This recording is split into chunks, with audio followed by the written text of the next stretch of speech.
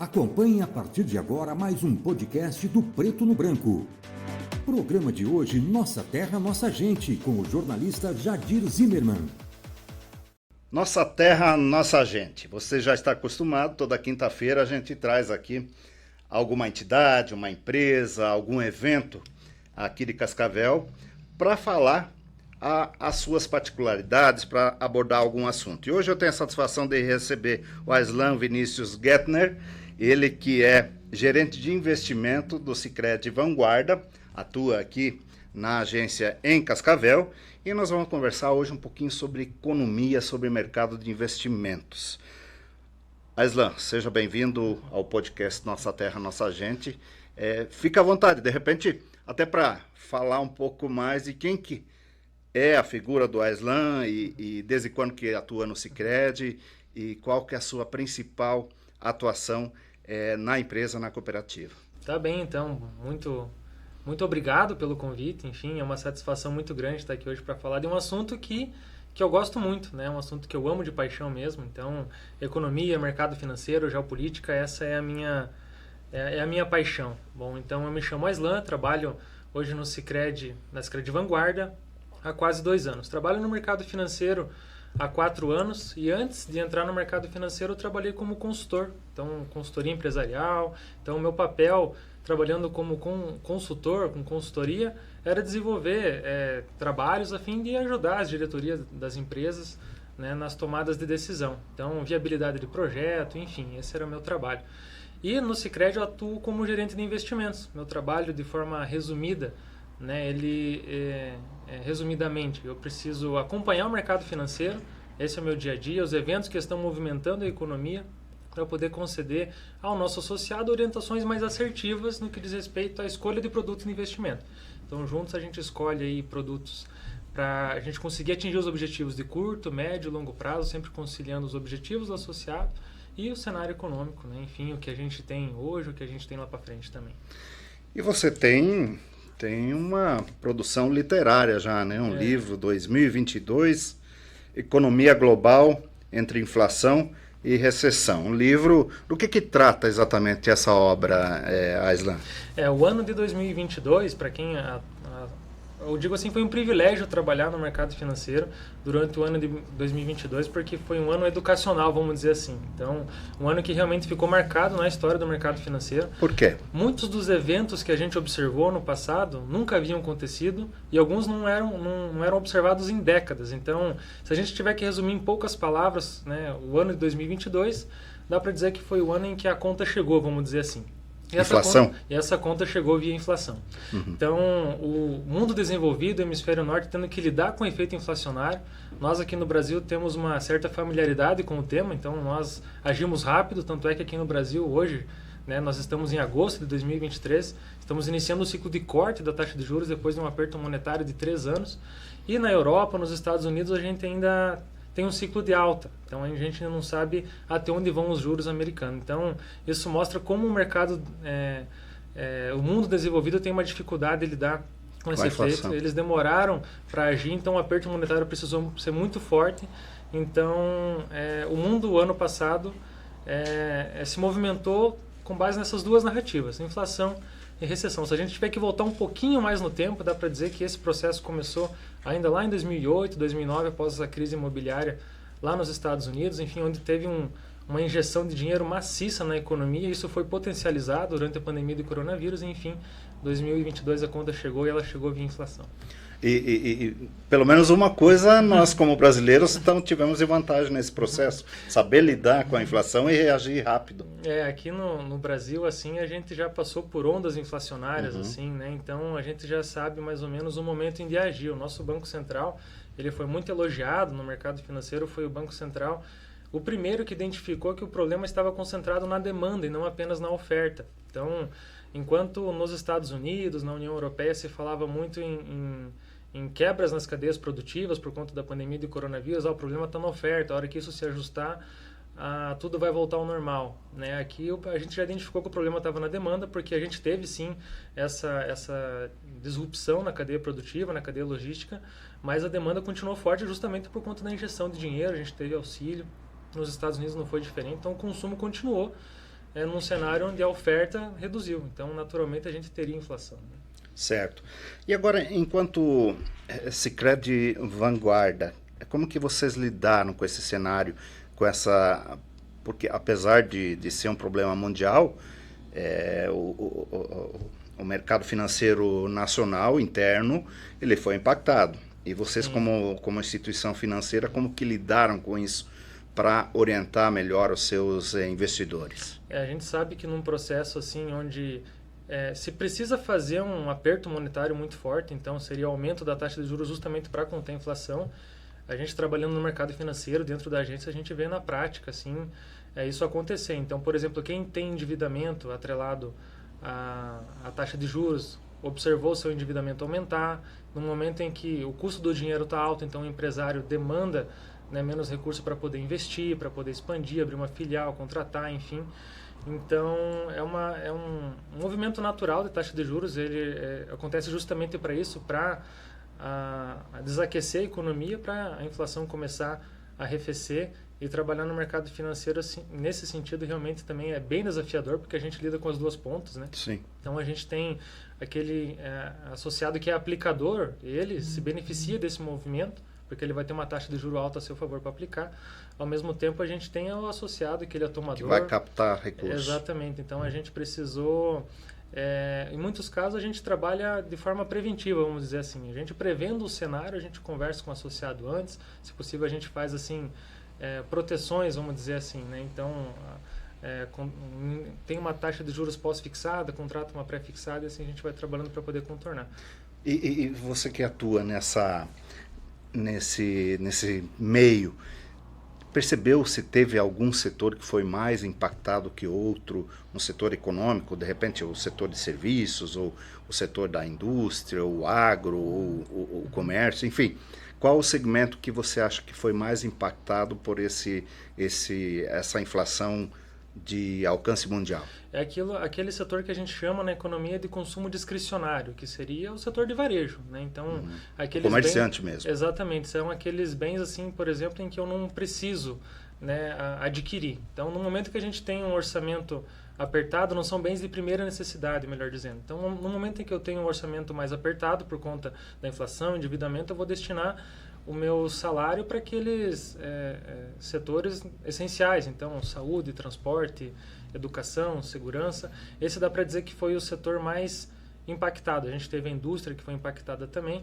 Por outro lado, o setor de serviços foi um contraponto, né? O setor, se a gente falar de cenário mais atual, a gente vê o agro também surpreendendo no primeiro trimestre, produção recorde, puxando o PIB do Brasil para cima, e o setor de serviços, que representa 70% do nosso PIB, também continua bem resiliente. Então, hoje nós temos uma inflação na casa dos 3%, mas se a gente abrir o índice, o IPCA, o índice oficial de inflação, a gente vai ver que a inflação de serviços roda na casa de 6%. É o dobro justamente porque a gente tem um consumo ainda bem aquecido, um consumo reprimido, talvez por conta da pandemia. Então, tivemos setores aí que foram bem impactados, né? Setor que envolve eventos, enfim, então, de turismo. Então, as pessoas, né, depois de 2 anos se privando desse tipo de consumo, agora elas buscam esse tipo de consumo, né? Então, o setor de serviços acaba sendo...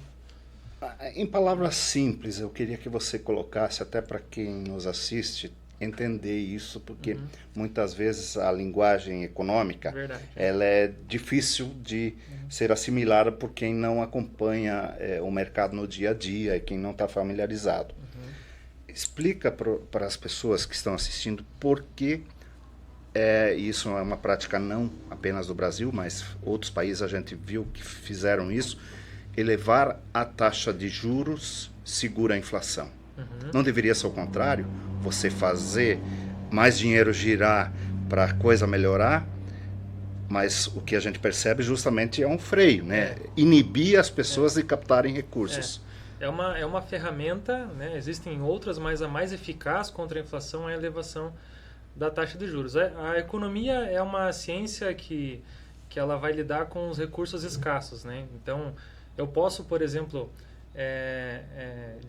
dar mais uma economia, um banco central, um governo, ele pode dar mais peso para o crescimento, né? E se isso significar um pouco de inflação, tudo bem. Ou então, eu quero proteger a minha moeda, então eu vou dar mais peso para a inflação, e se isso penalizar o crescimento do país, também tudo bem. Então, vai muito daquilo que o país acredita. Mas por que você elevar a taxa de juros vai fazer o consumo diminuir?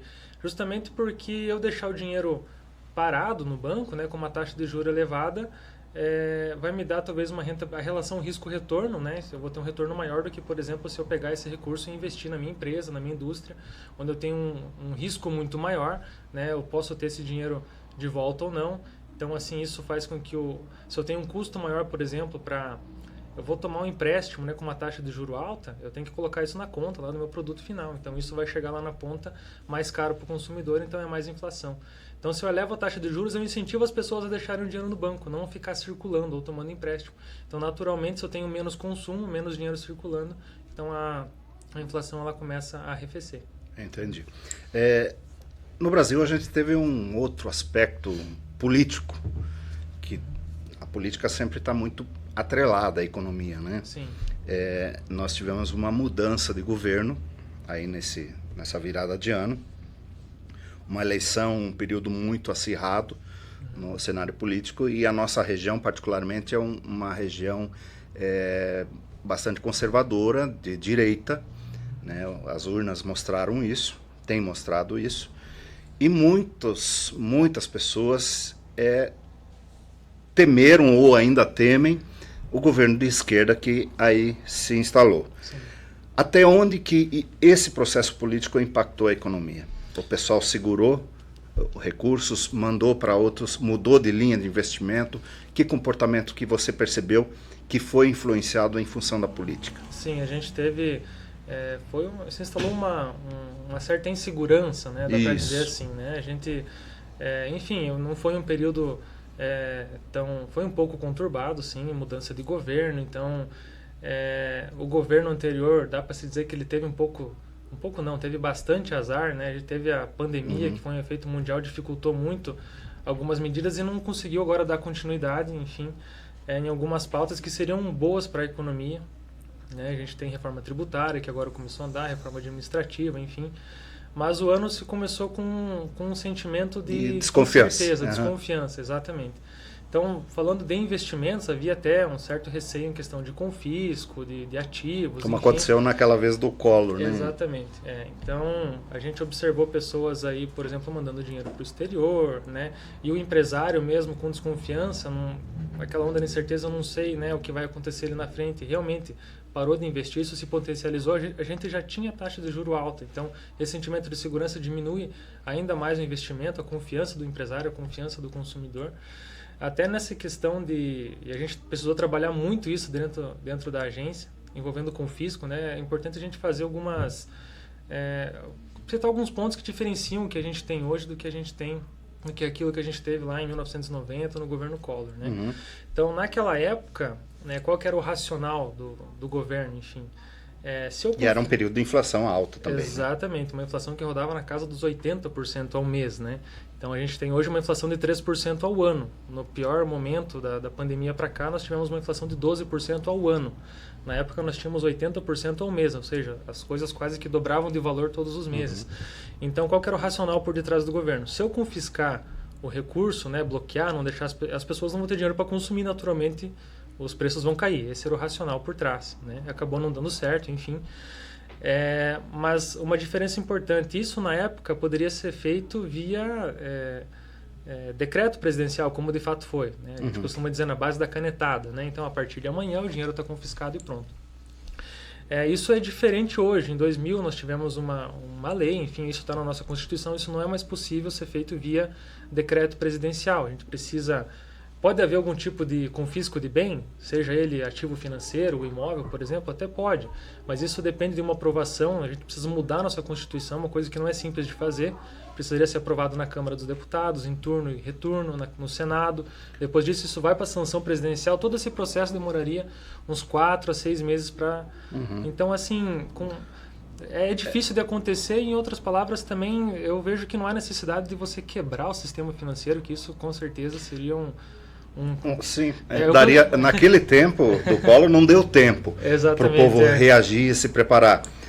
o dinheiro anoiteceu e não amanheceu na Foi, conta, exatamente, né? exatamente. E, claro, as pessoas conseguiram reaver isso anos mais tarde, né? Mas para quem precisava eventualmente de dinheiro foi complicado. Eu né? até costumo brincar assim que se isso fosse feito hoje seria uma maneira de você unir o país, digamos assim, porque sim. isso atingiria todo mundo, então todo mundo se uniria contra o governo. E essa Sim. é uma medida muito impopular. A gente tem, Com enfim, certeza. já teve esse... Mas esse tu sabe reflexo, que a maioria das pessoas desconhece essa informação de que não funciona mais assim, que hoje uma situação daquela não é mais possível ser feita, né? É verdade, a gente teve que trabalhar muito isso dentro da agência, porque realmente, assim, enfim, em tempos O de temor. notícias falsas também, então a gente precisou realmente conversar bastante com o nosso associado.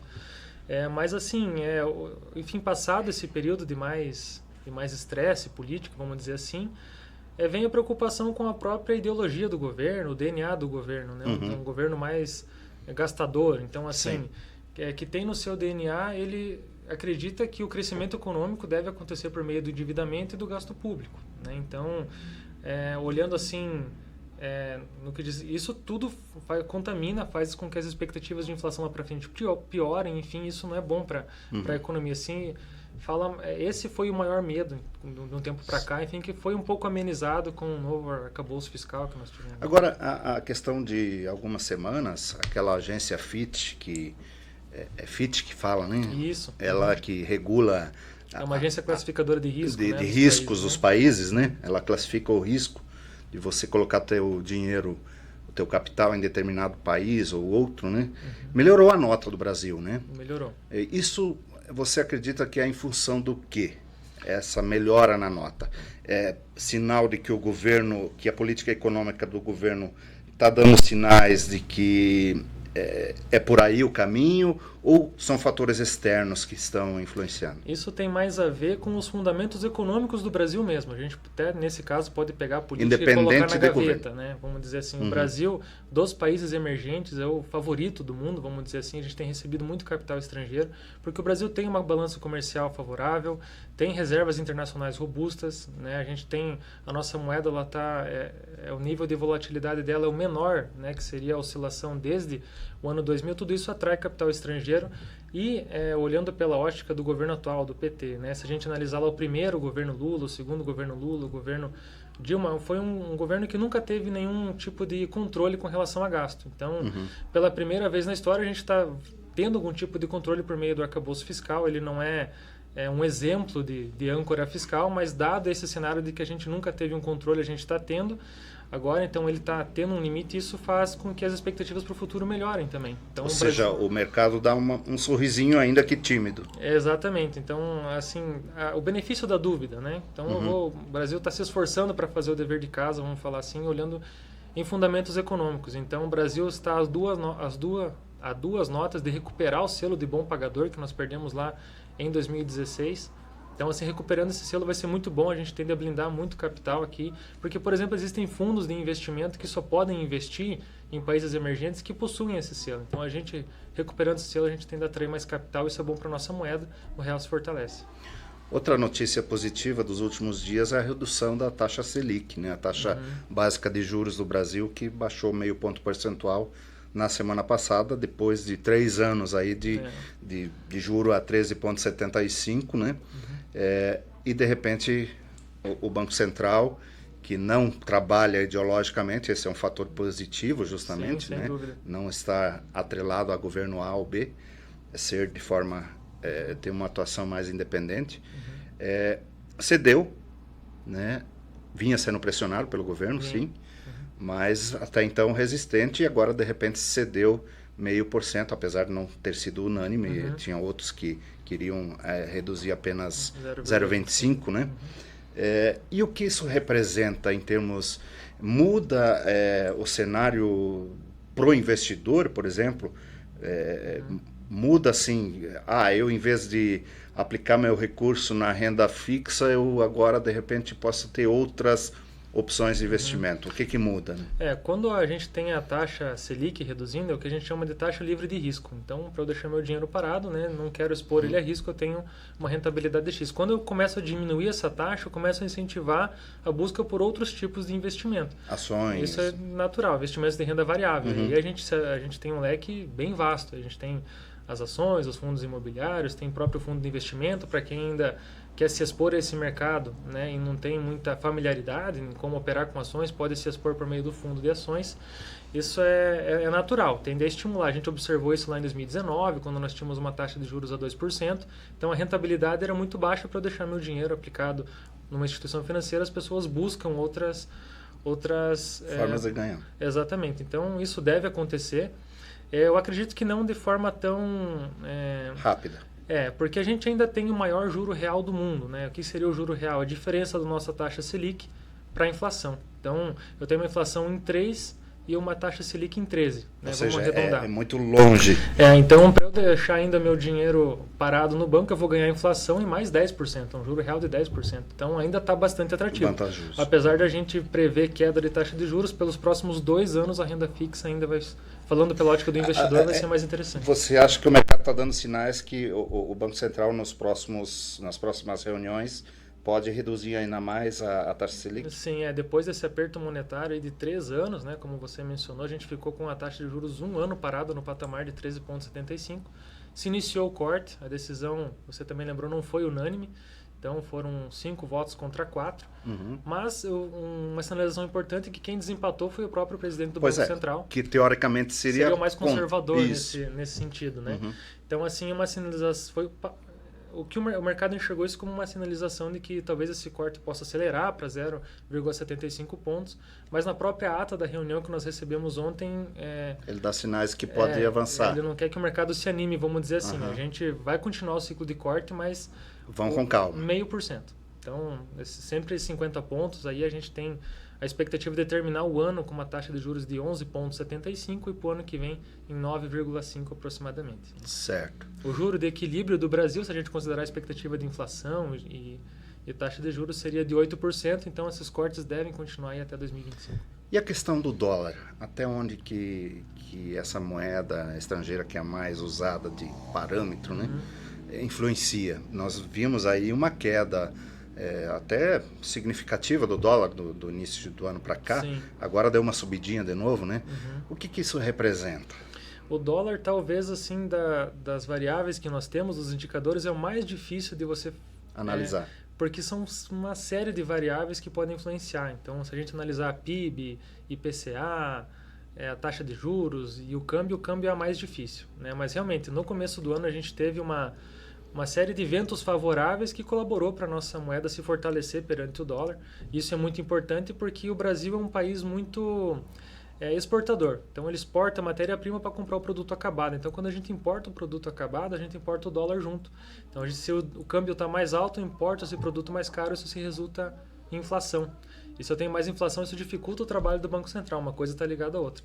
Então, se a gente, quando vai falar de câmbio, tem que ter isso em mente, né? Que um câmbio mais alto significa mais inflação. Agora, o que a gente tem para o final do ano, a gente teve no começo do ano, então, safra recorde, então o agro realmente, de novo, puxou o crescimento do Brasil no primeiro trimestre para cima. Mas ele está muito atrelado ao dólar, né? Tanto no insumo quanto na venda, né? Na venda também. Tanto é que o soja e o milho estão com preços, digamos, ruins contra o que estava, né?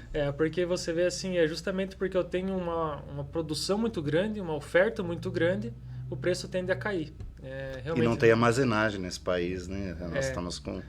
O pessoal está colhendo outra super safrinha de milho agora. E não tem onde estocar. Não tem onde estocar. E daí acaba tendo que vender a preço de porque banana. o mercado, assim, sabe que precisa vender. Sim, então por que eu vou pagar mais, né? Exato. É basicamente isso. Agora, você aqui no teu livro, você faz uma abordagem, segundo você me explicou, eu espero poder ler esse livro, sobre o que aconteceu em 2022.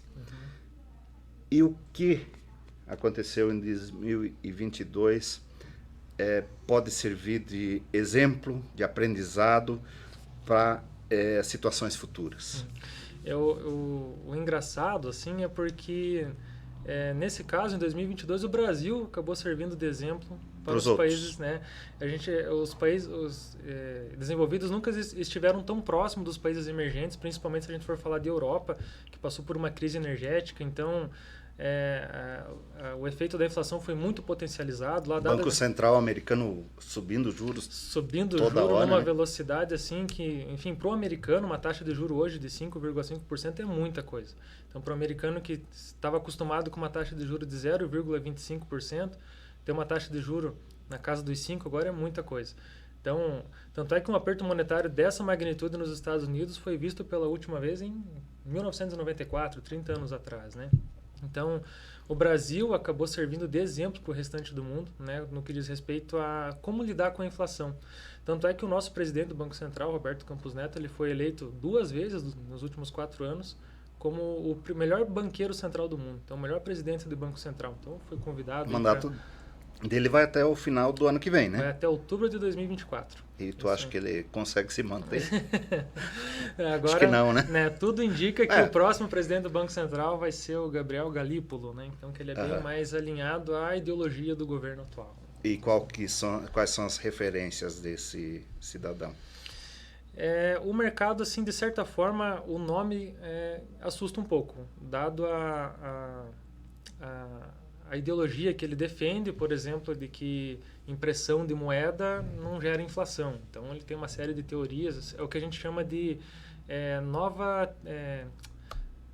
matriz econômica. Nova matriz econômica, não lembro o termo exato agora, mas é uma teoria econômica que se baseia no país que se endivida na sua própria moeda, pode imprimir dinheiro à vontade que não gera inflação. E a gente tem várias provas de que de que isso não é verdade, exemplos práticos, né? Então, acaba assustando. Né? Mas hoje a gente o mercado está naquela fase de que quer enxergar só o copo meio cheio. Essa é uma discussão que ele vai analisar lá na frente. Então, se a gente tem notícia ruim que preocupa, a gente tem notícia boa também.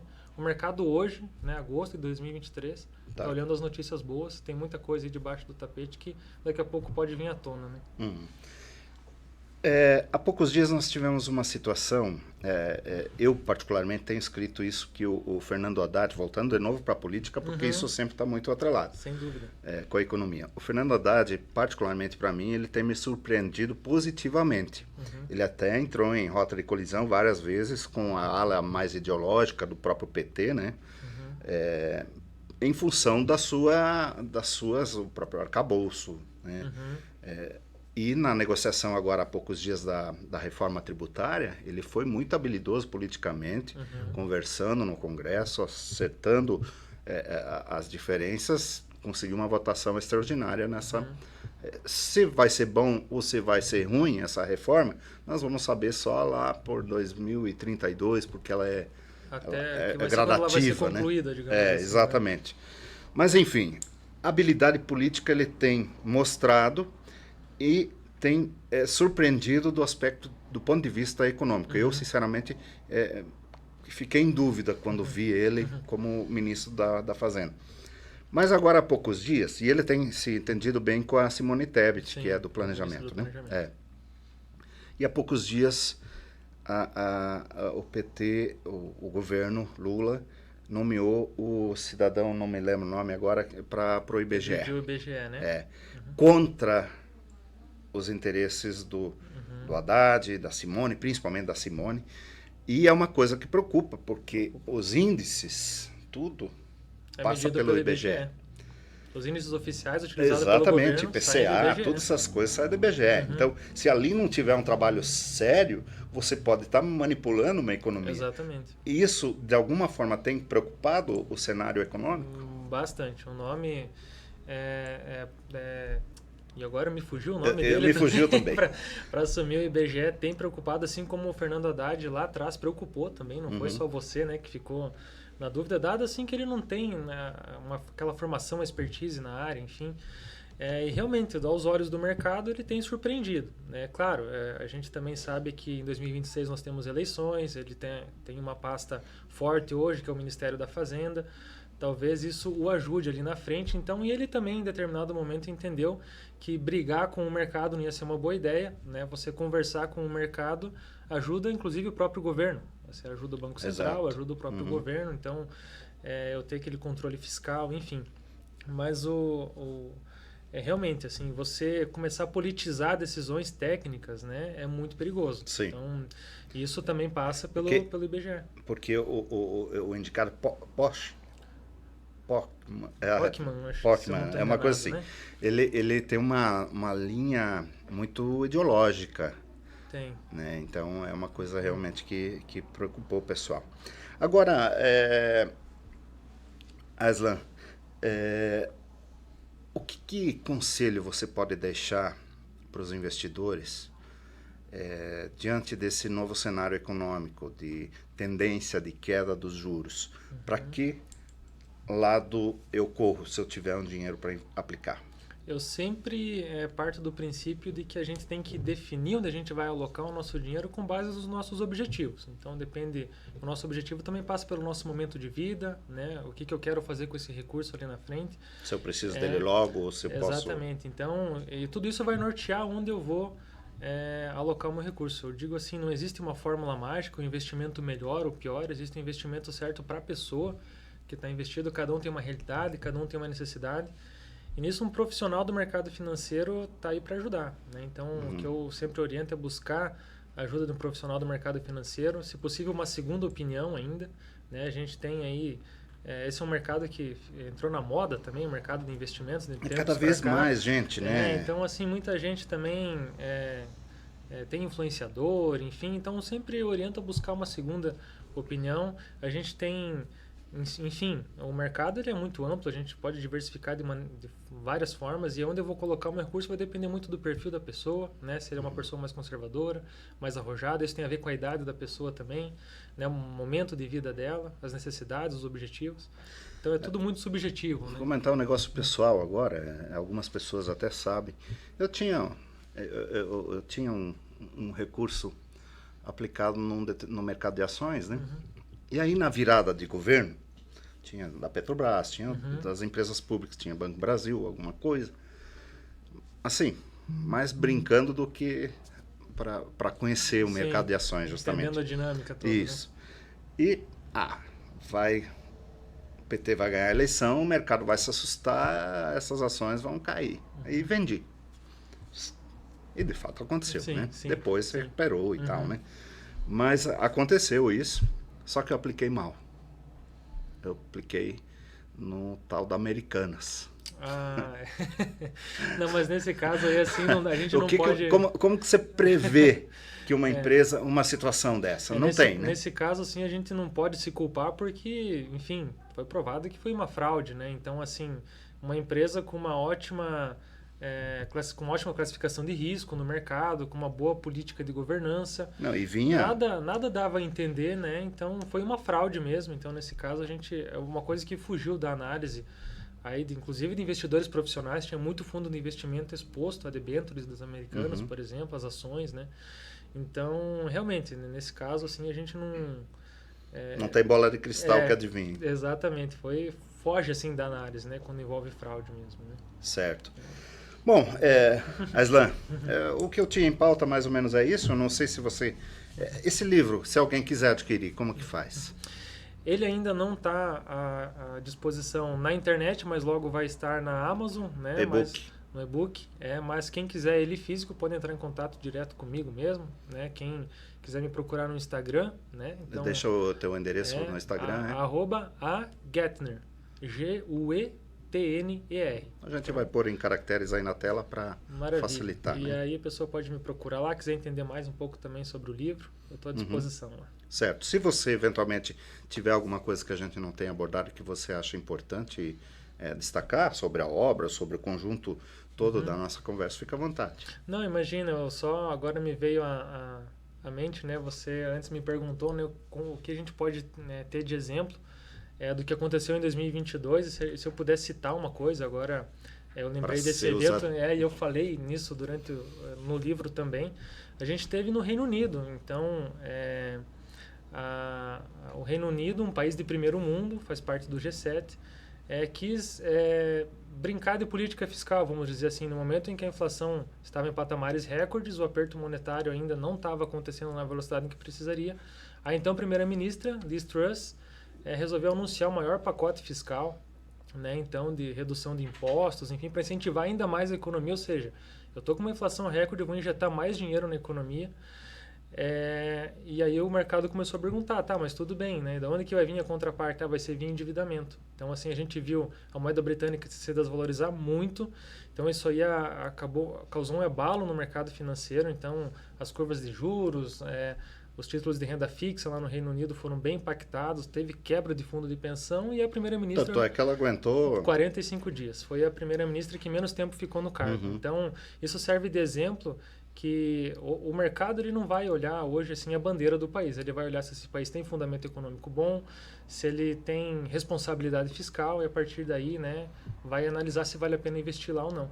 Então, se isso aconteceu no Reino Unido, né, aqui no Brasil, então está mais do que provado que a gente precisa sim ter o nosso controle fiscal para que a nossa economia ela consiga, né, ficar redondinha, que ali na frente a gente não tenha nenhum problema e consiga trazer investimento para cá. Agora que você falou do cenário internacional, me ocorreu mais duas questões, na verdade. A primeira eu vou perguntar, guerra na Ucrânia, até que ponto esse conflito que eu particularmente jamais imaginei que ia durar tanto tempo e pelo jeito está longe de acabar, até onde que isso impacta a nossa economia? Eu estou falando da economia do Brasil, não a internacional que a gente vê. Sim, principalmente a Europa, né, sofre mais com esse conflito, dada a dependência do gás da Rússia, que ainda tem muito, enfim, né. Então, existem umas questões envolvendo a OTAN, a União Europeia, mas aqui no Brasil, né, vamos dizer assim, a gente teve, o conflito ele ficou sem nenhuma novidade, né, estável, vamos dizer assim, durante um bom período, mas recentemente a Rússia resolveu não respeitar mais os acordos, a exportação de grãos, enfim, né.